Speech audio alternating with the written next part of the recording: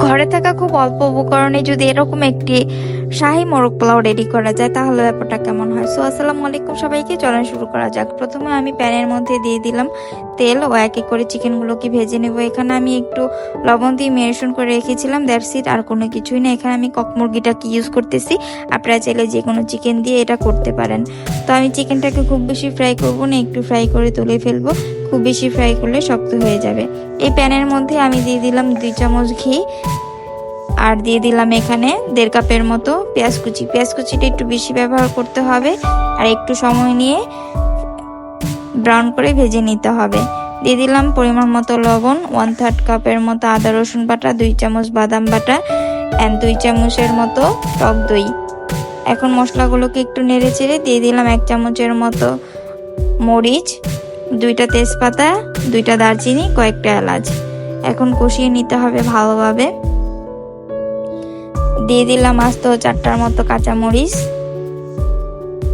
আর এখানে দিয়ে দিলাম সিক্রেট মশলা। না, এটা কোনো সিক্রেট মশলাই না, এটা হচ্ছে রাঁধুনির সেই রোস্টের মশলা।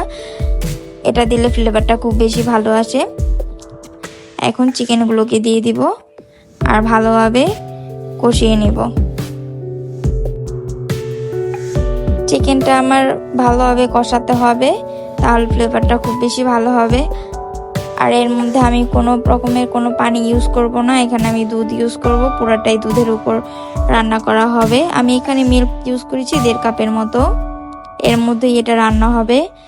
আমি দেখতেই পারতেছেন চিকেনটাকে কেটে দেওয়ার কারণে চিকেনটা একদম লম্বাটে হয়ে যায়নি।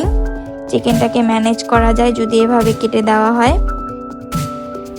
তো এই তো আমার রোস্টটা হয়ে গিয়েছে প্রায়। এখন আমি এটাকে তুলে রাখবো, আর এই ঝোলের মধ্যে একটু ঘি দিয়ে রেখে দেব আলাদা করে খাওয়ার জন্য। আর এই প্যানের মধ্যে আমি এখন পোলাওটাকে রেডি করে নেব। আমি সবসময় এই আড়ঙের এই ঘিটা ইউজ করি। 2 চামচের মতো ঘি দিয়ে দিলাম, ও এখানে দিয়ে দিলাম পেঁয়াজ কুচি, 2 চামচের মতো আদা রসুন বাটা, পরিমাণ মতো লবণ, একটু পানি দিয়ে দিলাম।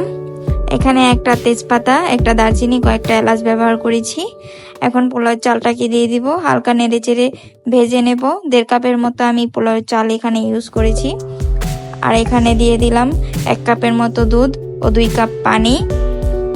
যতটুকু আপনার চাল নেবেন তার দ্বিগুণ পরিমাণে পানি হবে। দিয়ে দিলাম আস্ত কয়েকটা কাঁচামরিচ। পোলাওটা আমরা সচরাচর যেভাবে রান্না করি ঠিক সেভাবেই রান্না করে নেব। এই তো আমার পোলাওটা রেডি হয়ে গিয়েছে। এখন এর উপর দিয়ে আমি সেই চিকেনগুলোকে দিয়ে দিব আর ভালোভাবে মিক্স করে নেব। অ্যান্ড দেন আমাদের মোরগ পোলাও রেডি।